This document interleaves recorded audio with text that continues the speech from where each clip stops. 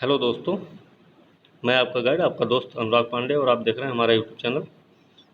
प्रश्नों की श्रृंखला में कल 965 प्रश्न कंप्लीट हुए थे और ओवरऑल अगर देखा जाए तो करीब 1000 प्रश्न प्लस कंप्लीट हो चुके हैं। ठीक है,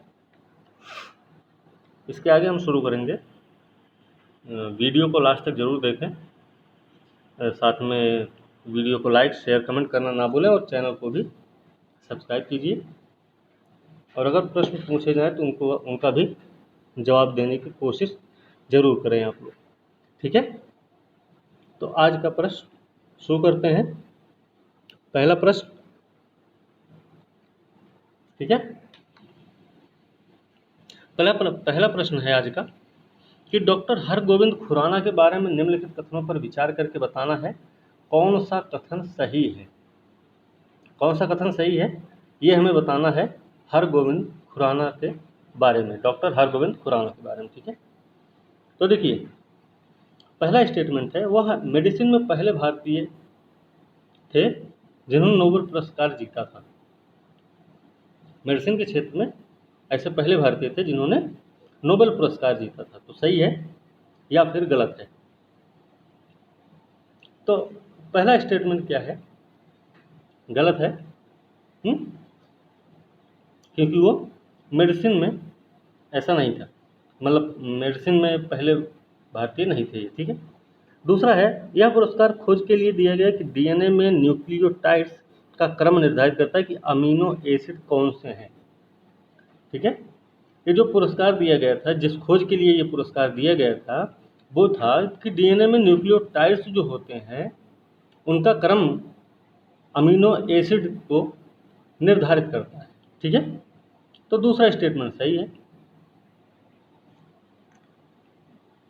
तीसरा है उन्हें डीएनए के विभिन्न बिट्स को एक साथ काटने और चिपकाने के द्वारा पहले सिंथेटिक जीन बनाने का श्रेय दिया जाता है।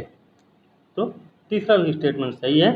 सही उत्तर पूछा गया था, इसलिए इसका सही उत्तर हो जाएगा बी, क्योंकि दूसरा और तीसरा सही है, पहला इसका गलत है। ठीक है ना। चलिए इसकी व्याख्या देखते हैं। बी इसका सही उत्तर है। हाँ, देखिए, यह डॉक्टर हरगोविंद खुराना एक भारतीय अमेरिकी बायोकेमिस्ट थे। भारतीय अमेरिकी बायोकेमिस्ट थे जिन्होंने मार्शल डब्ल्यू निरेनबर्ग और रॉबर्ट डब्ल्यू होली के साथ फिजियोलॉजी या मेडिसिन के लिए 1968 का नोबेल पुरस्कार जीता था। किसके साथ? Marshall W Nirenberg, Robert W Holley के साथ। ठीक है, किसमें जीते थे? फिजियोलॉजी या फिर मेडिसिन के लिए 1968 में। ठीक है, तो 1968 में इन्होंने नोबेल पुरस्कार जीता था फिजियोलॉजी के क्षेत्र में। किसके साथ? मार्शल डब्ल्यू निरेनबर्ग और रॉबर्ट डब्ल्यू होली के साथ। ठीक, यह पुरस्कार खोज के लिए दिया गया कि डीएनए में न्यूक्लियोटाइड्स का क्रम निर्धारित करता है कि अमीनो एसिड कौन से हैं। दूसरा स्टेटमेंट वही। ठीक है, अगला था कि उन्हें डीएनए के विभिन्न बिट्स को एक साथ काटने चिपकाने के द्वारा पहले सिंथेटिक जीन बनाने का श्रेय भी दिया जाता है। ठीक है, तो तीसरा स्टेटमेंट इसलिए सही था। अगला प्रश्न है मिलीमीटर तरंगों को निम्न आवृत्तियों पर प्रसारित किया जाता है। किस आवृत्ति पर इन तरंगों को प्रसारित किया जाता है? तो इसके बारे में देखिए, 10 से 100 गीगाहर्ट्ज, 20 से 200, 30 से 300 या 40 से 400 के बीच में। तो इसका सही उत्तर क्या होगा? 30 से 300 होगा। ठीक है, 30 से 300 के बीच में ये तरंगों की आवृत्ति का प्रसारण किया जाता है, आवृत्तियों पर प्रसारित की जाती है मिलीमीटर तरंगे। सी इसका सही उत्तर है। देखिए, जो मिलीमीटर बैंड होते हैं वो 30 गीगाहर्ट्ज और 300 गीगाहर्ट्ज के बीच स्पेक्ट्रम का बैंड है। शोधकर्ताओं ने मिलीमीटर तरंग स्पेक्ट्रम पर 5G वायरलेस ब्रॉडबैंड तकनीक का परीक्षण कर रहे हैं, इसलिए इसका नाम लिया गया है। ठीक है, ध्यान रखना है। करंट अफेयर का प्रश्न था। चलिए अगला प्रश्न है सीवी रमन नोबेल मूल्य प्राप्त करने वाले पहले भारतीय वैज्ञानिक थे, मतलब सीवी रमन नोबेल पुरस्कार पाने वाले पहले भारतीय वैज्ञानिक थे। ये क्वेश्चन में पूछा जा रहा है, ना कि स्टेटमेंट है कोई। उन्होंने 1928 में रमन इफेक्ट पर अपना सिद्धांत प्रकाशित किया था। तो रमन इफेक्ट निम्नलिखित में से किसके साथ जुड़ा हुआ है? आपको बताना है कि ये रमन इफेक्ट जो है, रमन प्रभाव, ये किसके साथ जुड़ा हुआ है। तो ये किसके साथ जुड़ा हुआ था? प्रकाश के बिखराव के साथ। ठीक है, आपने पढ़ा होगा। ठीक है, तो इसका सही उत्तर क्या हो जाएगा? कुल आंतरिक प्रतिबिंब परमाणु संरचना अर्धचालक नहीं है, प्रकाश के बिखराव के साथ जुड़ा हुआ है रमन प्रभाव। ये इसका सही उत्तर है। देखिए क्या है कि प्रकाश की तरंग दैर्घ्य में तब परिवर्तन होता है जब प्रकाश किरण अणुओं द्वारा विक्षेपित हो जाती है। इसमें कहा जा रहा है कि जो तरंग दैर्घ्य होती है वो तब परिवर्तित होती है जब प्रकाश किरण अणुओं द्वारा विक्षेपित हो जाती है। ठीक है, तो इसका सही ये है। उसके बाद जब प्रकाश का एक विकिरण एक रासायनिक यौगिक के धूल रहित पारदर्शी नमूने का पता लगाता है तो प्रकाश का एक छोटा सा हिस्सा घटना मतलब आने वाले बीम के अलावा अन्य दिशाओं में उभरता है। इस बिखरी हुई रोशनी का अधिकांश हिस्सा जो होता है अपरिवर्तित तरंग दैर्घ्य का होता है। थोड़ा सा क्या होता है कि वो दिशाओं में अलग अलग दिशाओं में चलने लगता है, लेकिन इसका ज़्यादातर हिस्सा क्या होता है कि वो अपरिवर्तित तरंग दैर्घ्य का होता है। एक छोटा सा हिस्सा, हालांकि तरंग दैर्घ्य घटना प्रकाश से अलग है, इसकी उपस्थिति रमन प्रभाव का एक परिणाम भी है। ठीक है, चलिए अगला प्रश्न देखते हैं क्या है। माइक्रोवेव ओवन के बारे में बताना है कि कौन सा कथन सही है। ठीक है, तो माइक्रोवेव ओवन के बारे में बताना हमें कि कौन सा स्टेटमेंट सही है। तो कौन सा स्टेटमेंट सही है देखते हैं। देखिए पहला स्टेटमेंट है कि गर्मी पैदा करने के बजाय जो बाहर से भोजन को गर्म करता है माइक्रोवेव भोजन में प्रवेश करते हैं और भीतर गर्मी पैदा करते हैं। ठीक है, तो पहला स्टेटमेंट सही है कि गलत है? गर्मी पैदा करने के बजाय जो बाहर से भोजन गर्म करता है माइक्रोवेव भोजन में प्रवेश करते हैं और भीतर में गर्मी प्रवेश करते हैं, भीतर में गर्मी पैदा करते हैं। तो बात सही है, माइक्रोवेव ओवन का प्रयोग आजकल तो नॉर्मल है। ठीक है, तो ये वाला पहला वाला स्टेटमेंट क्या है, सही है। दूसरा है कि माइक्रोवेव विद्युत चुंबकीय तरंगे हैं जो ओवन में मैग्नेट्रॉन नामक एक घटक के द्वारा बनाई जाती हैं। तो दूसरा स्टेटमेंट भी क्या है, सही है। तीसरा है कि माइक्रोवेव भोजन में पोषक तत्वों को नष्ट करने के लिए जाने जाते हैं, ये वाला गलत है। पोषक तत्वों को अगर नष्ट करने की बात होती तो उसका यूज ही नहीं होता। ठीक है, तो तीसरा स्टेटमेंट गलत है। सही उत्तर क्या हो जाएगा? ए हो जाएगा। क्यों? क्योंकि तीसरा जो है गलत है। ये इसका सही उत्तर है। क्या है कि माइक्रोवेव ओवन का प्रमुख घटक मैग्नेट्रॉन है। हालांकि नाम एक संदिग्ध विज्ञान तथा फिल्म से हार्डवेयर को मिलाता है, पर इसके वैक्यूम ट्यूब सैंड रडार के लिए पर्याप्त शक्तिशाली माइक्रोवेव उत्पन्न करता है, जिसके लिए क्या होता है, यह मूल रूप से विकसित किया गया था एक लौ या इलेक्ट्रिक कॉइल जनरेट करने वाली गर्मी के बजाय जो बाहर से खाना गर्म करती है माइक्रोवेव भोजन में अंदर प्रवेश करते हैं और भीतर से गर्मी पैदा कर देते हैं। ठीक है, माइक्रोवेव आमतौर पर भोजन में पोषक तत्वों को नष्ट नहीं करते हैं। ठीक है, अगर नुकसानदायक होता तो उसका यूज नहीं करता कोई। ठीक है, अगला प्रश्न है कि प्रकाश के फैलाव के संबंध में बताना है कि कौन सा कथन सही है। देखिए पहला है अनुक्रम है विबग्योर बढ़ती आवृत्ति के क्रम में है। तो बात सही है कि गलत है? देखिए कैसा होता, 7 कलर होते हैं ना इंद्रधनुष के, बैंगनी, नीला, आसमानी, हरा, ऐसे होता ना, तो ये वही है। ठीक है, तो पहला स्टेटमेंट गलत है, बढ़ती आवृत्ति के क्रम में है विबग्योर, ये गलत है। ठीक, ट्रैफिक लाइट में इस्तेमाल होने वाली लाल बत्ती घने कोहरे में भी दिखाई पड़ती है। तो सही है, क्योंकि लगभग सबने देखा होगा, क्योंकि इसमें विबग्योर कलर स्पेक्ट्रम सबसे कम फ्रीक्वेंसी है। ठीक है, तो ये दूसरा स्टेटमेंट इसका सही है। तो इसका सही उत्तर क्या हो जाएगा? बी हो जाएगा ना, पहला वाला गलत है। ये ऐसे होता है, बैंगनी, बचपन में याद किए होंगे आप, ऐसे हिंदी में बै नी आह पी ना ला। क्या है ये? बैंगनी, नीला, आसमानी, हरा, पीला, नारंगी और लाल, ऐसे है ना। तो आवृत्ति को नहीं, बढ़ती आवृत्ति को नहीं बताता है, ठीक है ना।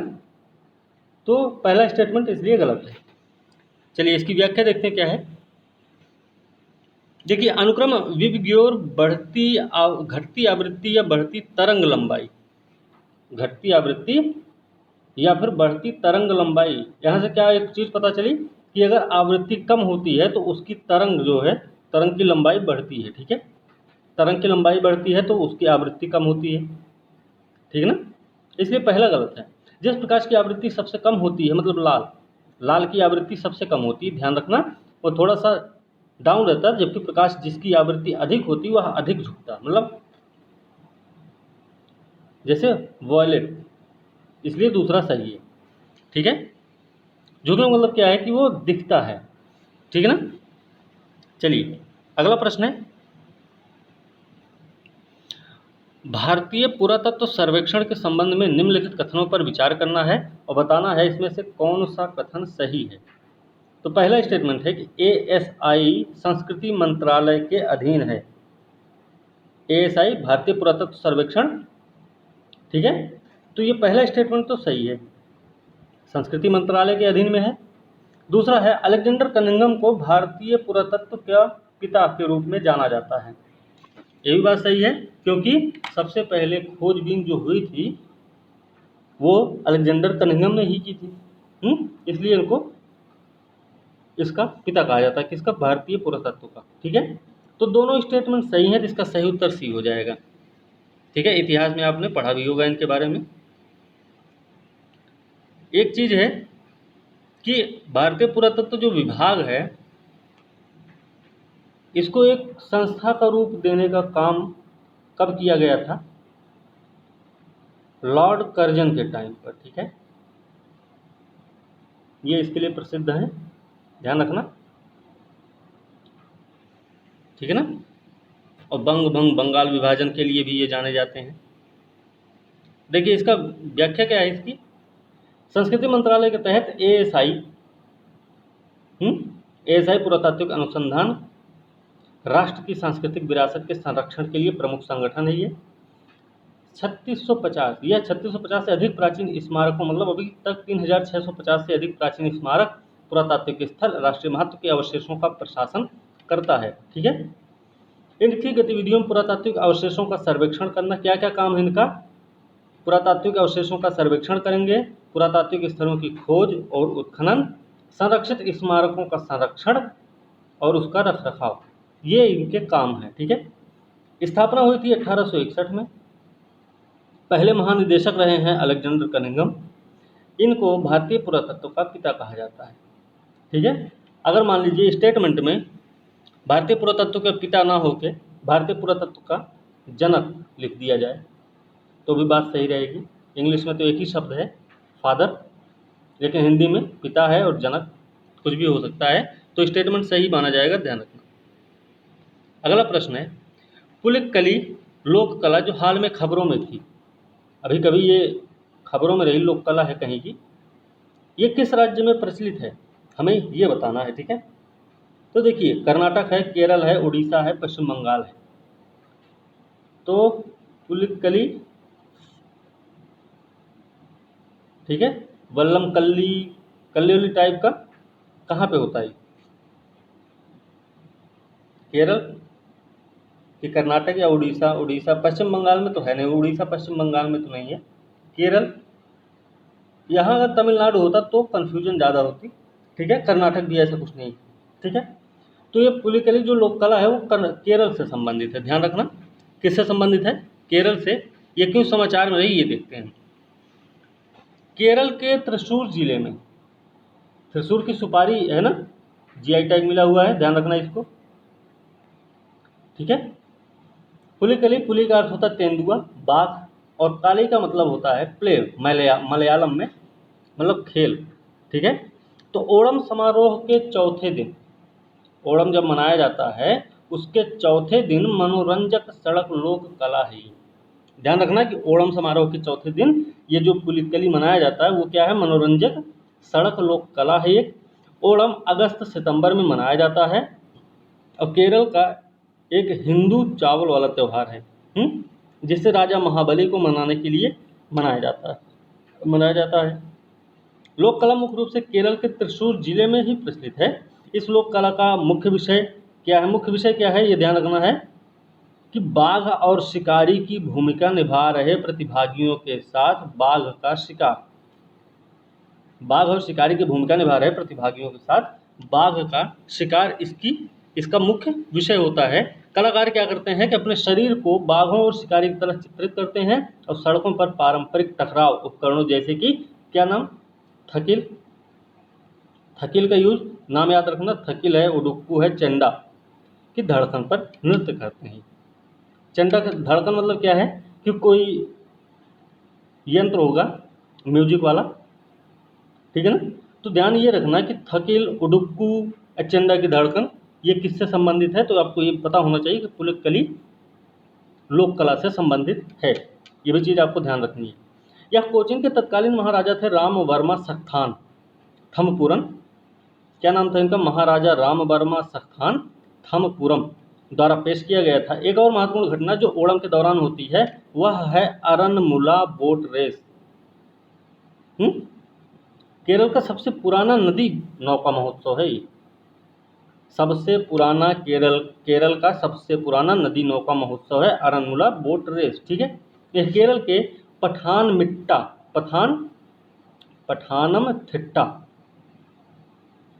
बढ़िया जिला का नाम है। ठीक है। तो पठानमथिट्टा नाम है इसका।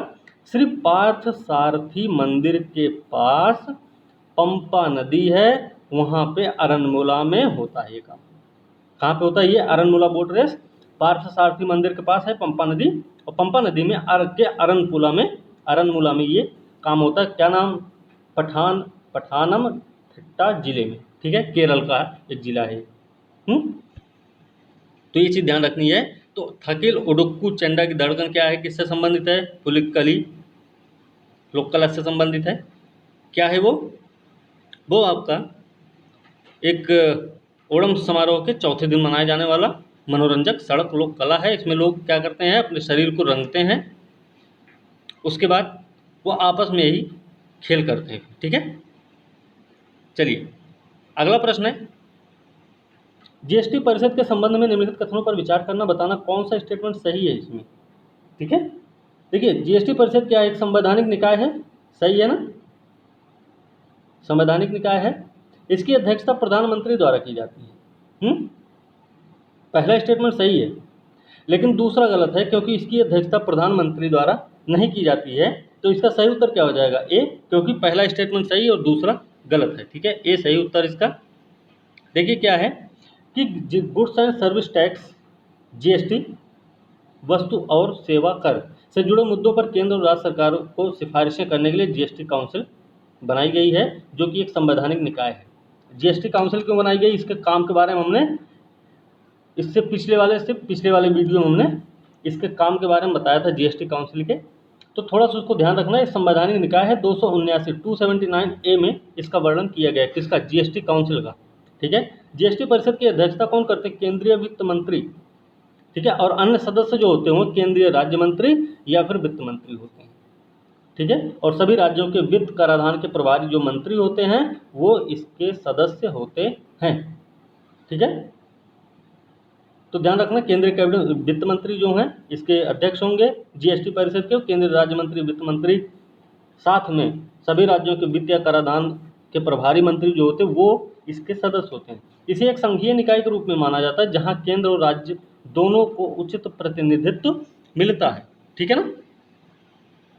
चलिए अगला प्रश्न है कि निम्नलिखित कथनों पर विचार करके गलत उत्तर बताना हमें है।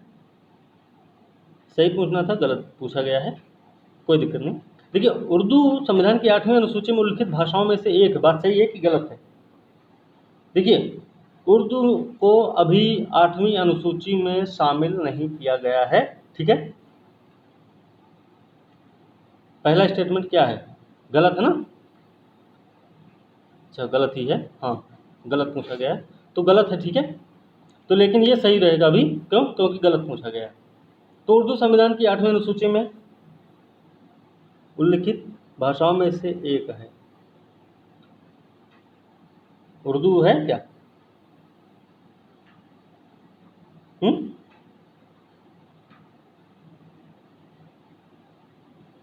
उर्दू 8वीं अनुसूची में उल्लिखित भाषाओं में से एक है, सही है ये, ठीक है उसमें, ठीक है।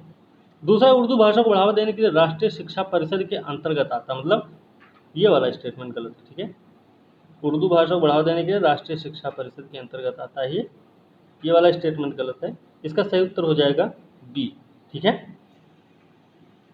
पहला सही था, दूसरा गलत है, गलत पूछा गया, इसलिए सही उत्तर इसका बी हो जाएगा, ठीक है ना। देखिए, 8वीं अनुसूची में भाषाएं हैं, देखते हैं कौन कौन सी हैं। शुरुआत में जब मूल संविधान बना था तो उसमें 14 भाषाएं थी, याद रखना। उसके बाद जब पहली बार इसमें संशोधन किया गया तो सिंधी को जोड़ा गया। फिर उसके बाद जब संशोधन हुआ दूसरा, ये 21 आए, 21। उसके बाद जब 71 होता है तो कितनी भाषाओं को जोड़ा गया? 3 भाषा, कोंकणी, मणिपुरी, नेपाली, ठीक है। फिर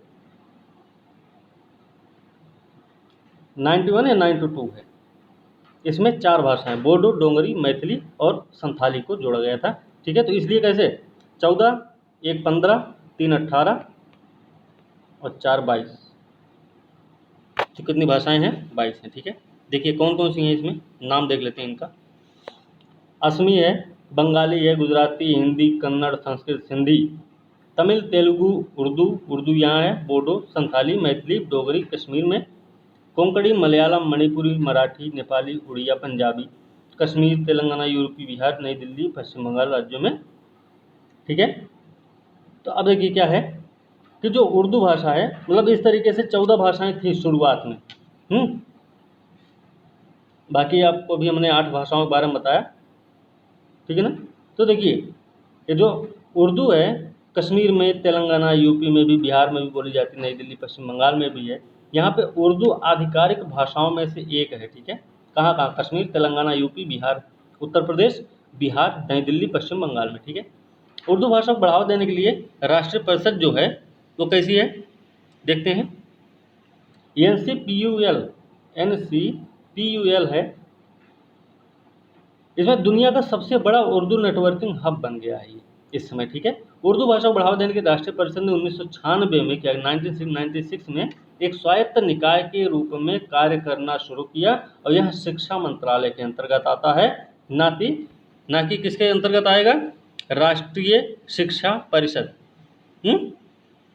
शिक्षा मंत्रालय के अंतर्गत आता है। यह उर्दू बढ़ावा देने के राष्ट्रीय नोडल एजेंसी है, कौन? शिक्षा मंत्रालय, ठीक है।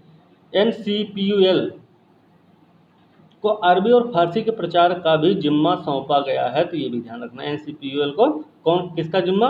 फारसी अरबी का भी जिम्मा दिया गया है कि इसका भी प्रचार होना चाहिए, ठीक है। चलिए अगला प्रश्न देखते हैं क्या है। इसमें कौन सी ऐसी धारा है जो ठंडी नहीं है, गर्म होगी? कौन सी है?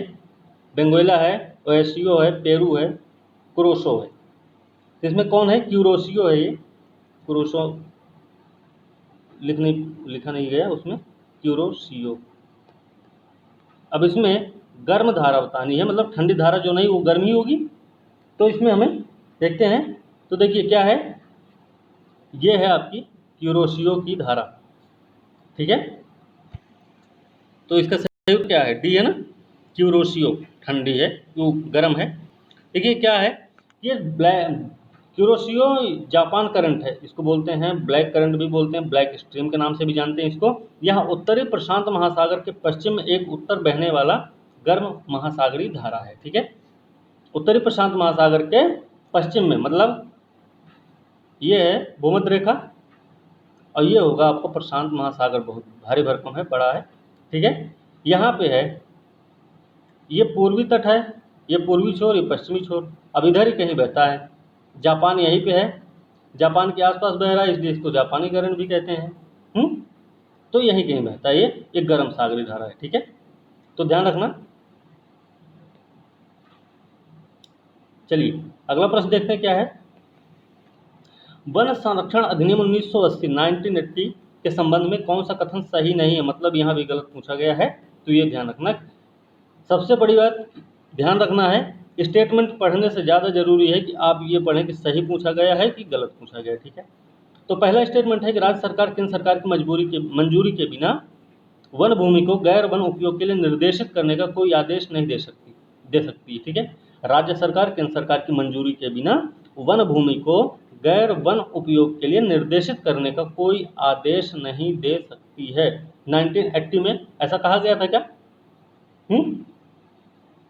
तो देखिए पहला स्टेटमेंट सही है, गलत नहीं हो, ठीक है। गैर वन उपयोग में चाय कॉफी की खेती के लिए किसी भी वन भूमि की समाशोधन शामिल नहीं है।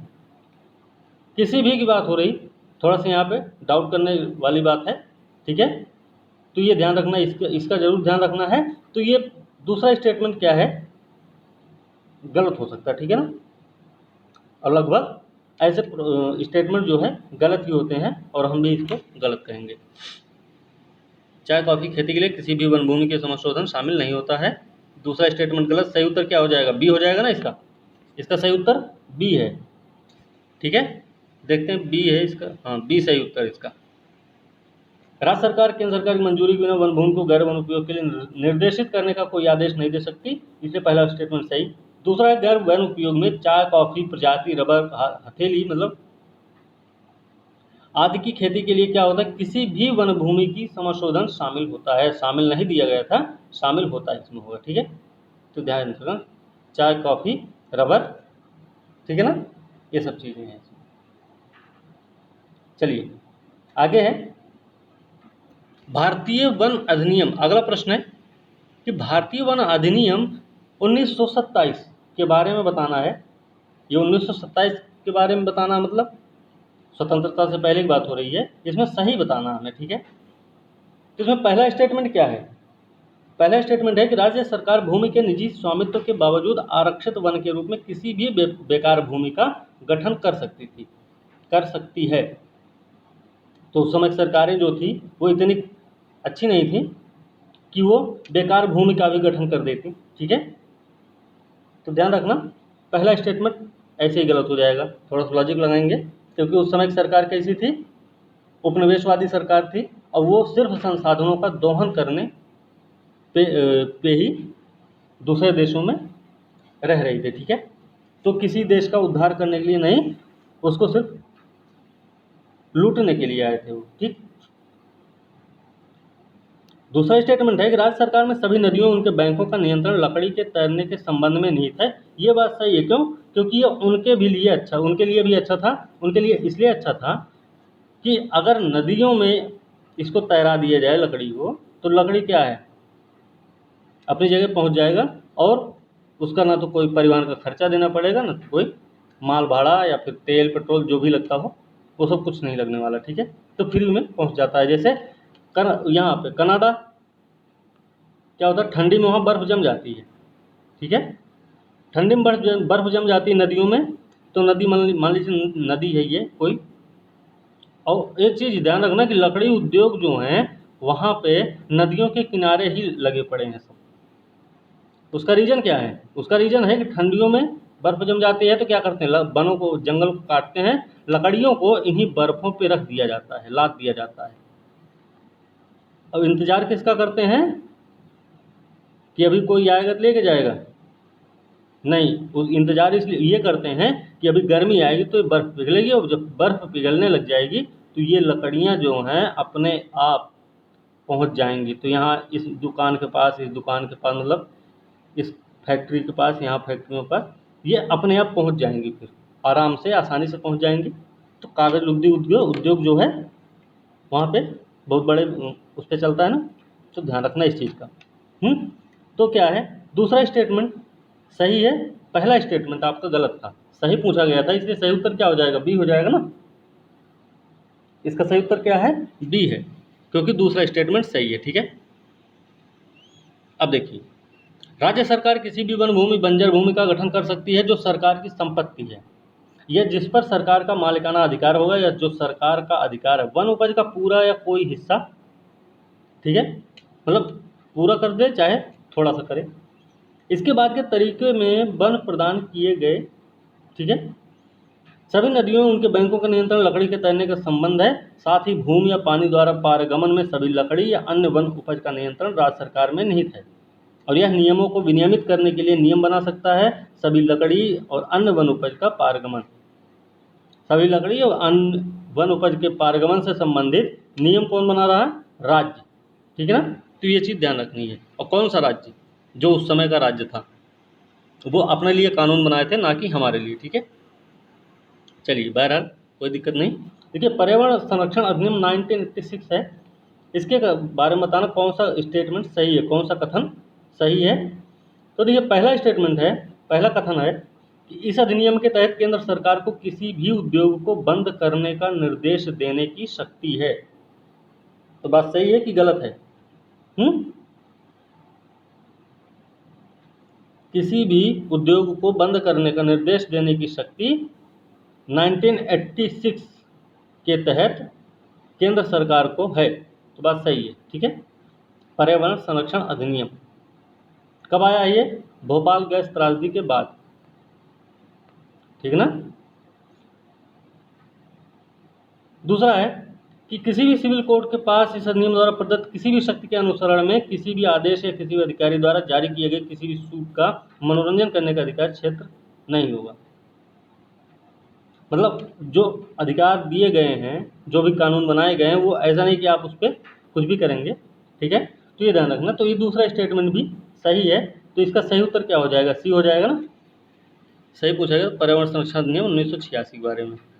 उद्योग को बंद करने का निर्देश देने की शक्ति है, अधिनियम द्वारा प्रदत्त किसी भी शक्ति के अनुसरण में आदेश अधिकारी द्वारा जारी किए गए किसी भी सूट मनोरंजन करने का अधिकार क्षेत्र नहीं होगा। ठीक है, सही है, दोनों स्टेटमेंट सही है, सही उत्तर सी हो जाएगा। ठीक है, इसके तहत केंद्र सरकार किसी भी उद्योग का संचालन प्रक्रिया बंद करने, निषेध या विनियमन करने का अधिकार होता है। सही है, 1986 के तहत। ध्यान रखना, पर्यावरण संरक्षण अधिनियम 1986 के तहत।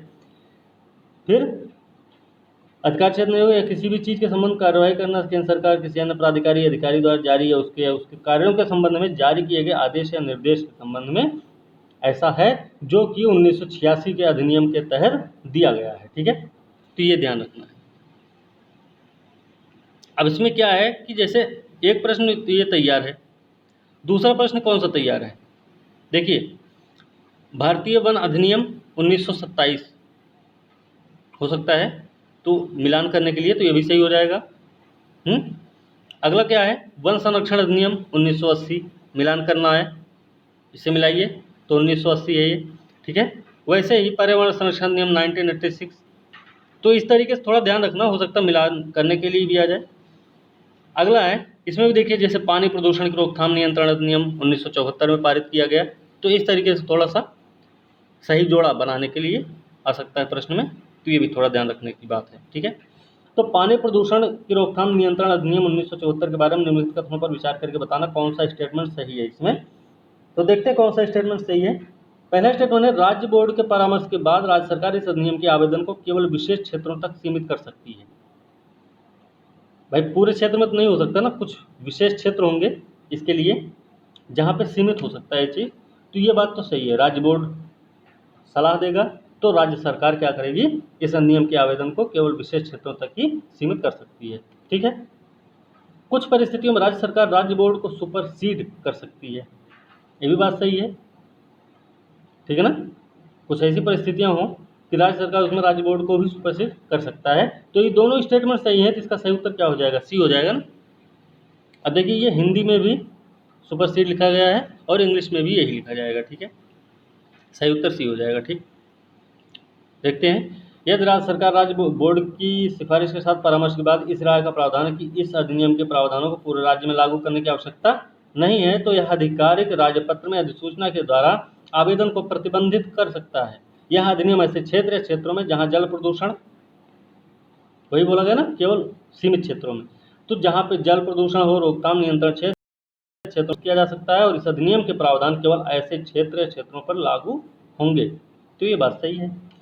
यदि किसी भी समय राज्य सरकार की राय है कि ऐसी परिस्थितियां मौजूद हों जो उसे जनहित में आवश्यक रूप से प्रस्तुत करती हैं, तो राज्य सरकार आधिकारिक राज्य पत्र में अधिसूचना के द्वारा राज्य बोर्ड को ऐसी अवधि के लिए 1 वर्ष से अधिक न होने पर अधिरोपित कर सकती है, जैसा कि अधिसूचना में निर्दिष्ट किया जा सकता है। तो ध्यान रखना है कि सारी सलाह माननी ही नहीं जरूरी है, कुछ सलाह ऐसी भी होंगी जिनको आप बता सकते हैं या फिर उनको बोल सकते हैं कि ये इस तरीके से नहीं, इस तरीके से हो सकता है, ठीक है। और उसमें क्या है, ध्यान रखना, ये रखना कि जनहित होना चाहिए, ठीक है। अगला प्रश्न है कि सही कथन बताना है, कथनों पर विचार करके। तो पहला स्टेटमेंट है कि कोई भी व्यक्ति राज्य बोर्ड की पिछली सहमति के बिना जो पिछली सहमति दी गई होगी, वायु प्रदूषण नियंत्रण क्षेत्र में किसी भी औद्योगिक संयंत्र की स्थापना या संचालन नहीं करेगा। कोई भी व्यक्ति पिछली सहमति के बिना, राज्य बोर्ड की पिछली सहमति के बिना वायु प्रदूषण नियंत्रण के क्षेत्र में किसी भी औद्योगिक संयंत्र की स्थापना या संचालन नहीं करेगा। तो ये बात सही है या फिर गलत है? तो पहला स्टेटमेंट क्या है, सही है। दूसरा है, जहां से इस अधिनियम के तहत एक कंपनी द्वारा अपराध किया गया हो, प्रत्येक व्यक्ति जिस समय अपराध किया था सीधे उसके प्रभारी थे, और कंपनी की व्यावसायिक संचालन के लिए कंपनी को जिम्मेदार भी माना जाएगा, मतलब अपराध का दोषी माना जाएगा, ठीक है। तो दूसरा भी स्टेटमेंट सही है। भाई बोर्ड जो बना हुआ है, राज्य बोर्ड, आपका राज्य बोर्ड की बात हो रही है, राज्य बोर्ड के बारे में बताया जा रहा है कि राज्य बोर्ड की जो सलाह है, जो मशवरा है, जो परामर्श है इनका, उसको अगर कोई नहीं मानता है तो क्या होगा? और उन्होंने जो बोला है तो गलत तो बोलेंगे नहीं कोई। तो इसलिए दोनों स्टेटमेंट सही, तो सही उत्तर क्या होगा? सी हो जाएगा, सी इसका सही उत्तर है। इसमें वही है, स्टेटमेंट ही इसकी व्याख्या है, तो उसकी व्याख्या की जरूरत नहीं है अभी, क्योंकि समय बहुत कम है, इसको जल्दी से जल्दी पूरा भी करना है। तो राष्ट्रीय हरित न्याय अधिकरण है, एनजीटी, नेशनल ग्रीन ट्रिब्यूनल के संबंध में बताना कौन सा कथन सही है। तो पहला है, ट्रिब्यूनल में मूल और साथ ही अपीलीय क्षेत्राधिकार है। मूल क्षेत्राधिकार तो है ही है ट्रिब्यूनल में, अपीलीय क्षेत्राधिकार भी है। तो बात सही है या फिर गलत है? तो ट्रिब्यूनल में मूल और अपीलीय क्षेत्राधिकार है, ठीक है, दोनों सही है। यह सिविल प्रक्रिया संहिता 1908 के तहत निर्धारित प्रक्रिया से बाध्य नहीं है, बल्कि प्राकृतिक न्याय के सिद्धांतों द्वारा निर्देशित होता है। ये बात सही है। एनजीटी के बारे में पिछली वीडियो में प्रश्न था, ठीक है ना, तो उसमें भी हमने बताया था यह प्राकृतिक न्याय के सिद्धांतों पर आधारित है, क्या? एनजीटी, ठीक है ना। तो ध्यान रखना, वो वही चीज़ यहाँ पे दोहराई गई है, प्रश्न वो नहीं है, लेकिन प्रश्न का तरीका कुछ और है, ठीक है, वो वाला प्रश्न कुछ और था, ठीक है। तो ये दोनों ही स्टेटमेंट सही हैं, तो सही उत्तर क्या हो जाएगा? सी हो जाएगा, ठीक है। तो भाई एनजीटी जो है प्राकृतिक न्याय के सिद्धांतों पर आधारित है, ये ध्यान रखना, उसके प्राकृतिक न्याय के सिद्धांतों के द्वारा निर्देशित होता है। तो दोनों स्टेटमेंट सही, सही उत्तर सी हो जाएगा। पहला अपीलीय मूल क्षेत्राधिकार इसमें है, 1908 के तहत निर्धारित प्रक्रिया से बाध्य भी नहीं है, ये प्राकृतिक न्याय के सिद्धांतों के द्वारा निर्देशित होता है, ठीक है, दोनों सही है, सही उत्तर सी हो जाएगा। वही चीज़ इसमें दिया गया कथन है, इसकी व्याख्या है। अगला प्रश्न है कि निम्नलिखित कथनों पर विचार करके गलत उत्तर बताना। हमें गलत स्टेटमेंट कौन सा है, गलत कथन कौन सा है? इसमें देखिए, पहला स्टेटमेंट है कि वाइल्ड लाइफ प्रोटेक्शन एक्ट, वन्य जीव संरक्षण अधिनियम 1972 के तहत इको सेंसिटिव जोन के नियम घोषित किए गए हैं। वन्य जीव संरक्षण अधिनियम 1972 में क्या कहा गया है कि इसमें इकोसिस्टम जोन के नियम घोषित किए गए हैं, वन्य जीव संरक्षण अधिनियम के में, ठीक है। तो सही है ना, ये तो गलत है?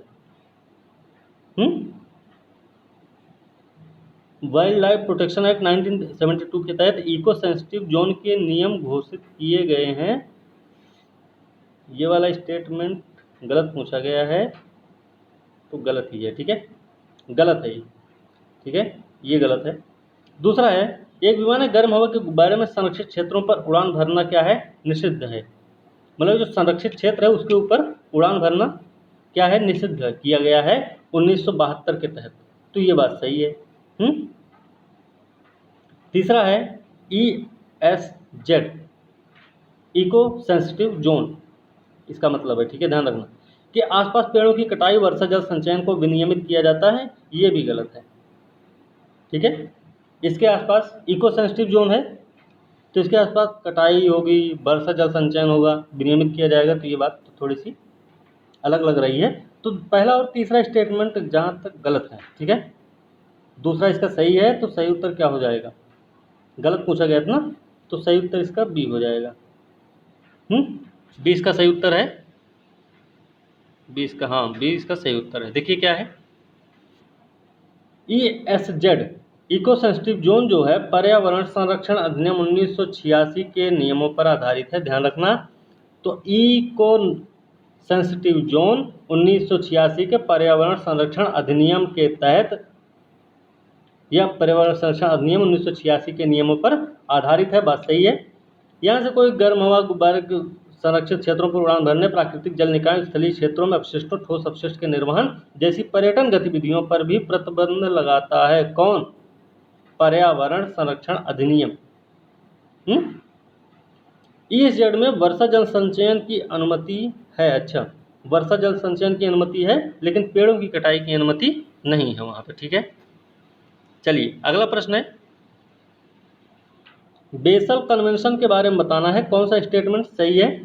तो देखते हैं कौन सा स्टेटमेंट सही है इसमें। देखिए पहला स्टेटमेंट है कि यह एक अंतर्राष्ट्रीय संधि है जिससे राष्ट्रों के बीच खतरनाक कचरे के आंदोलन को कम करने के लिए डिजाइन किया गया था। सही बात है ना, बेसल कन्वेंशन, ठीक है। दूसरा है, यह विशेष रूप से विकसित से कम विकसित, विकसित और कम विकसित देशों मतलब LDC के लिए खतरनाक कचरे के हस्तांतरण को रोकने पर केंद्रित है, तो ये भी बात सही है। यह विभिन्न राष्ट्रों के बीच रेडियोधर्मी कचरे के आवागमन को भी संबोधित करता है। ये वाला गलत है, ठीक है। यह विभिन्न राष्ट्रों के बीच रेडियोधर्मी कचरे के आवागमन को भी संबोधित करता है, रेडियोधर्मी कचरे के आवागमन को भी संबोधित करता है, ये वाला गलत है, ठीक है। पहला और दूसरा सही है, सही उत्तर क्या हो जाएगा, ए हो जाएगा ना। विशेष रूप से विकसित से कम विकसित देशों के लिए खतरनाक कचरे के हस्तांतरण को रोकने पर केंद्रित है, पहला दूसरा सही है। अंतर्राष्ट्रीय संधि है, राष्ट्रों के बीच खतरनाक कचरे का आंदोलन कम करने के लिए डिजाइन किया गया था, ये भी बात सही है। तो पहला और दूसरा सही, इसका सही उत्तर ए हो जाएगा, ठीक है। ये इसका सही उत्तर, हाँ। कि देखिए क्या है कि बेसल कन्वेंशन जो है वो राष्ट्रों के बीच खतरनाक कचरे के आंदोलन कम करने के लिए डिजाइन किया गया था, विशेष रूप से विकसित से कम विकसित देशों के लिए खतरनाक कचरे के हस्तांतरण रोकने पर भी केंद्रित था। यह रेडियोधर्मी कचरे के आंदोलन संबोधित नहीं करता है, ये तीसरा इसीलिए गलत है, ठीक है। चलिए अगला प्रश्न देखते हैं क्या है। ऊर्जा संरक्षण भवन कोड भारत की ऊर्जा दक्षता ब्यूरो द्वारा स्थापित एक विशेषज्ञ समिति द्वारा विकसित किया गया था। ऊर्जा संरक्षण जो भवन कोड है वो भारत की ऊर्जा दक्षता ब्यूरो के द्वारा स्थापित एक विशेषज्ञ समिति द्वारा विकसित की गई थी। यह निम्न में से किसके लिए डिजाइन मानदंड प्रदान करता है, तो सही उत्तर हमें बताना है, ठीक है। तो ECBC भारत की ऊर्जा दक्षता ब्यूरो द्वारा स्थापित एक विशेषज्ञ समिति के द्वारा विकसित किया गया है। किसके लिए डिजाइन मानदंड प्रदान करता है ये, तो देखना है हमें। देखिए क्या है कि लिफाफे का निर्माण, दीवार, छत, खिड़कियों के लिए थर्मल प्रदर्शन आवश्यकताओं से इस पे करता है ना, बात सही है। इसके लिए डिजाइन मानदंड तैयार करता है, ठीक है, ECBC, ठीक है। दूसरा है, दिन के उजाले, लैंप, लुमिनायर प्रदर्शन आवश्यकताओं सहित प्रकाश व्यवस्था पर भी रखता है, मानदंड तैयार करता है, ये भी सही है। HVAC प्रणाली जिसमें चिलर और वायु वितरण प्रणाली का ऊर्जा प्रदर्शन शामिल है, ये भी सही है। HVAC प्रणाली है जिसमें चिलर वायु वितरण प्रणाली का ऊर्जा प्रदर्शन शामिल है, ये भी इसमें सही है, ठीक है। चौथा है, सौर ताप जल प्रणालियों की आवश्यकताओं के सहित जल तापन और पंपिंग प्रणाली, ये बात सही है कि गलत है? चौथा भी तो सही है ना, तो चौथा भी क्या है, सही है गलत है? देखिए पहला क्या है कि लिफाफे का निर्माण, दीवार, छत दीवार, छत, खिड़कियों के लिए थर्मल प्रदर्शन आवश्यकताओं के सहित इस पे एक मानदंड तैयार करता है ये। दूसरा है दिन के उजाले, लैंप, लुमिनायर, प्रदर्शन आवश्यकताओं सहित प्रकाश व्यवस्था। HVAC प्रणाली। HVAC क्या है, हो सकता नहीं समझ में आए। देखिए HVAC है, H से क्या है, हीटिंग, ठीक है। V से क्या है, V से है वेंटिलेशन, ठीक है। C से, A से क्या है, A से हो जाएगा एयर, A से एयर, और C से क्या हो जाएगा, कंडीशनिंग, ठीक है। HVAC यही है, HVAC heating, ventilation, air conditioning प्रणाली, जिसमें चिलर, वायु वितरण प्रणाली का ऊर्जा प्रदर्शन इसमें शामिल होता है, ये भी बात सही है, इस पर भी मानदंड प्रदान करता है ये। ये लास्ट है कि सौर ताप जल प्रणालियों की आवश्यकताओं से जल तापन और पंपिंग प्रणाली, तो ये भी सही है। तो इसका चारों स्टेटमेंट जब सही है तो सही उत्तर क्या हो जाएगा, डी हो जाएगा ना। इसको देख लीजिए, HVAC प्रणाली जिसमें चिलर वायु वितरण प्रणाली का ऊर्जा प्रदर्शन शामिल है, तो उसमें AC सब आ जाएंगे, ठीक है। तो इसका सही उत्तर क्या है, डी है ना, इसका सही उत्तर डी ही है, ठीक है ना। थर्मल प्रदर्शन आवश्यकताओं सहित जिनकी उजाला है, हाँ सही है, डी सही उत्तर है, ठीक है। ये है, देखिए इसमें बताया गया वही पूरा वही है कि जो स्टेटमेंट में था वही यहाँ पे व्याख्या दी गई। चलिए, लंबी दूरी की ट्रांस बाउंड्री वायु प्रदूषण पर कन्वेंशन के बारे में निम्नलिखित कथनों पर विचार करना है और बताना है कि जिसे अक्सर वायु प्रदूषण CLRTAP के रूप में संक्षिप्त किया जाता है, ठीक है। तो क्या है ये, इसके बारे में बात कर रहे हैं हम। देखिए, लंबी दूरी की ट्रांसबाउंड्री वायु प्रदूषण पर कन्वेंशन के बारे में निम्नलिखित कथनों पर विचार करके ये बताना है कि कौन सा कथन सही है। तो CLRTAP है, इसमें बताना भाई कि इसका संक्षिप्त रूप है। तो देखिए क्या है कि यह बोला गया इसमें कि यह UNEP के द्वारा कार्यान्वित किया जाता है, ठीक है। बात सही है या फिर गलत है, तो क्या ये सही है या गलत है, पहला स्टेटमेंट सही है या फिर गलत है।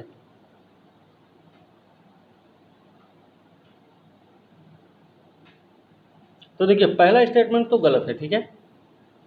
ये क्या है, CLRTAP क्या है ये, the convention on long range transboundary air pollution, ठीक है। क्या ये, the convention on long range transboundary air pollution, इसका संक्षिप्त रूप है, इसके बारे में हमें। तो देखिए UNEP द्वारा कार्यान्वित नहीं किया जाता है, तो पहला स्टेटमेंट क्या है, गलत है ना, ठीक है। और भारत इस अधिवेशन का पक्षकार है, तो बात सही है कि गलत है, भारत भी इसका अभी पक्षकार नहीं है, ठीक है। तो दोनों स्टेटमेंट गलत है, सही उत्तर क्या हो जाएगा, डी हो जाएगा ना, क्योंकि दोनों ही गलत हैं, ठीक है। चलिए, सही उत्तर क्या है, डी है, UNEP कार्यान्वित नहीं कर रहा है, अधिवेशन पक्षकार भारत नहीं, इसका डी इसका सही उत्तर है। Long range transboundary air pollution पर कन्वेंशन, जिसे अक्सर एयर पोल्यूशन या फिर CLARTAP के रूप में संक्षिप्त किया जाता है, जिसका उद्देश्य है वायु प्रदूषण के खिलाफ। उद्देश्य क्या होता है, इसका ध्यान रखना कि वायु प्रदूषण के खिलाफ मानव पर्यावरण की रक्षा करना और वायु प्रदूषण को धीरे धीरे कम करना और रोकना, ठीक है, जिसमें long range transboundary air pollution भी शामिल है इसमें, ठीक। यह यूरोपीय निगरानी मूल्यांकन कार्यक्रम EMEP के द्वारा कार्यान्वित किया जाता है, ये चीज़ ध्यान रखनी है, EMEP के द्वारा कार्यान्वित किया जाता है, जिसका नाम है यूरोपीय निगरानी और मूल्यांकन कार्यक्रम, ठीक है, जिसे यूरोप के लिए संयुक्त राष्ट्र आर्थिक आयोग मतलब UNECE द्वारा निर्देशित किया गया है। किसको, UNECE के द्वारा निर्देशित किसको किया गया है? EMEP को, ठीक है ना। तो ये चीज़ ध्यान रखना है। तो पहला स्टेटमेंट गलत हो गया था। दूसरा है इसका हस्ताक्षरकर्ता भारत नहीं है अभी, ठीक है। चलिए देखिए, साफिर सिम्पसन के बारे में सुना होगा आप लोगों ने। साफिर सिम्पसन क्या होता है? साफिर सिम्पसन पवन पैमाने के संबंध में हमें बताना है, इसमें से क्या बताना है कि कौन सा स्टेटमेंट सही है, ठीक है ना। तो कौन सा स्टेटमेंट सही है ये हमें बताना है इसमें। देखते हैं, पहला स्टेटमेंट है कि तूफान जो है सिम्पसन पवन पैमाने का उपयोग तूफान को मापने के लिए सिफर सिम्पसन है, इसका प्रयोग तूफान को मापने के लिए किया जाता है। बात सही है या फिर गलत है? सही है ना। दूसरा है 3 या उच्च श्रेणी में पहुंचने वाले तूफान को प्रमुख तूफान के रूप में वर्गीकृत किया जाता है। तो ये भी बात सही है। सही है ना। 3 या उच्च श्रेणी में पहुंचने वाले तूफान को प्रमुख तूफान के रूप में वर्गीकृत किया जाता है। तो ये भी बात सही है। तो दोनों स्टेटमेंट जब सही तो सही उत्तर क्या हो जाएगा? सी हो जाएगा। साफिर सिम्पसन के बारे में बताना था, इसका उपयोग तूफान को मापने के लिए किया जाता है। बात सही है, ठीक है।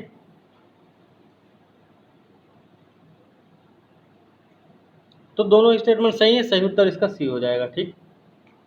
चलिए देखते हैं इसकी व्याख्या। सी इसका सही उत्तर है। साफिर सिम्पसन तूफान विंड स्केल है। तूफान को साफिर सिम्पसन तूफान विंड स्केल में वर्गीकृत किया है, जो उन्हें हवा की गति के आधार पर 1 से 5 के पैमाने में रेट प्रदान करता है, ठीक है। तो 1 से 5 के पैमाने में रेट दिया जाता है, ध्यान रखना। 3 या उच्च श्रेणी में पहुंचने वाले तूफान को प्रमुख तूफान के 1 से 5 तक जारी किया जा रहा है, रेट दिया जा रहा है। 3 या उससे ऊपर जब पहुंच जाए तो उसको प्रमुख तूफान ही तो बोलेंगे। या संपत्ति और जीवन को विनाशकारी नुकसान का कारण बनने की उसकी क्षमता के कारण है, ठीक है। तो ये ध्यान रखना है, ठीक है। चलिए अगला प्रश्न है कि जोड़े पर विचार करना है। इसमें से गलत जोड़ा भी कोई है क्या? सही जोड़ा बहरहाल बताना है इसमें कि सही जोड़ा कौन सा है इसमें। देखिए पहला है टाइफून। टाइफून है, हरिकेन है, विलीविलीज है। देखिए सबको पता है कि विलीविलीज कहाँ आता है। ऑस्ट्रेलिया का अटलांटिक से दूर दूर तक कोई रिश्ता नहीं है, ठीक है। सही है ना। क्योंकि ऑस्ट्रेलिया को अटलांटिक तक पहुंचने के लिए पहले हिंद महासागर को पार करना पड़ेगा, और दूसरी तरफ से जाए तो प्रशांत महासागर को पार करना होगा। तो प्रशांत महासागर बहुत बड़ा, तो हिंद महासागर को ही पार करे, छोटा सा है, ठीक है। तो तीसरा तो गलत है। अब देखिए सी गलत हो गया और डी भी गलत हो गया। सी और डी दोनों गलत हो गए। बचा कौन सा? ए और बी। अभी दूसरे में क्या है? हरिकेन है और टाइफून है। तो हरिकेन टाइफून, देखिए टाइफून तो प्रशांत महासागर है, ठीक है। पहला तो सही है, बिल्कुल कंफर्म है। दूसरा हरिकेन है, तो हरिकेन बिल्कुल गलत है ये, ठीक है ना। तो एक ही सही इसका। तो सही उत्तर क्या हो जाएगा? ए हो जाएगा। ये इसका सही उत्तर है। देखिए तूफान टाइफून चक्रवात कहा जाता है। दुनिया के विभिन्न क्षेत्रों में इनके कई नाम होते हैं। टाइफून या चक्रवात के कई सारे नाम होते हैं, वो क्षेत्रीय नाम, स्थानीय नाम जिसको हम बोल सकते हैं, लेकिन वो बहुत बड़े स्तर पर होते हैं, उनको इस तरीके से, ठीक। देखिए टाइफून क्या है? उष्णकटिबंधीय चक्रवातों को चीन सागर, प्रशांत महासागर में टाइफून के नाम से जाना जाता है, ठीक है। जो उष्णकटिबंधीय चक्रवात आते हैं चीन सागर में या फिर प्रशांत महासागर में, तो उनको क्या बोलते हैं? टाइफून बोलते हैं। ध्यान रखना, चीन सागर भी अगर ऑप्शन में है तो वो भी सही माना जाएगा, ठीक है। तूफान नॉर्मल है। तो ये कैरिबियन सागर अटलांटिक महासागर में है। कहाँ? पश्चिमी भारतीय द्वीपों में भी आएगा। पश्चिम भारतीय द्वीप कौन? ये है ना भारत, ऐसे करके है।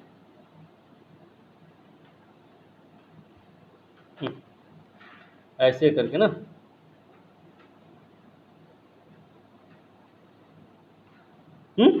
ऐसे ना भारत, फिर ऐसे ये गुजरात हो गया हमारा, फिर ऐसे ऐसे बना के ऐसे करके है, फिर ऐसे करके है ये ये वाला एरिया हमारा, इसको ऐसे थोड़ा उठाते हैं, फिर यहाँ से चिकन नेक को ये सिक्किम उठा दिए, फिर यहाँ से ये नेपाल वाले को मिलाना हो थोड़ा सा हमें, फिर यहाँ से ऐसे कर दिए, ये यहाँ ऐसे, फिर ऐसे करके ये हो गया। ठीक है, तो ये है, ये यहाँ पे इधर जो द्वीप हैं इनकी बात हो रही है। ठीक है, तो देखिए पश्चिम भारत द्वीप, भारतीय द्वीप, अटलांटिक महासागर, कैरिबियन सागर में आता तूफान। ठीक, टॉर्नेडो, टॉर्नेडो कहाँ आता है? पश्चिमी अफ्रीका। पश्चिमी अफ्रीका मतलब पूर्वी अफ्रीका में अगर आता है तो हिंद महासागर होगा, पश्चिमी अफ्रीका है तो अटलांटिक महासागर, दक्षिणी अमेरिका की गिनी भूमि।